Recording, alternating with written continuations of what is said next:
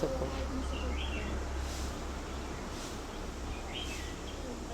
Nagagrampi itong malaki kasi mula pa. Kahit sa bahay, ganyan. Pagdating ko, wala man lang bate. Grumpy siya ngayon.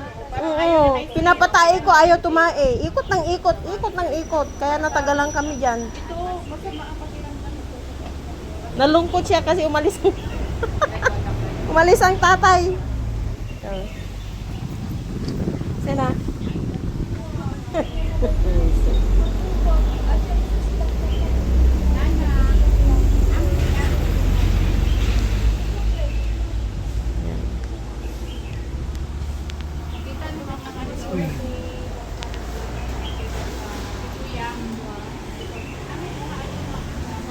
Kaming aso. Oh.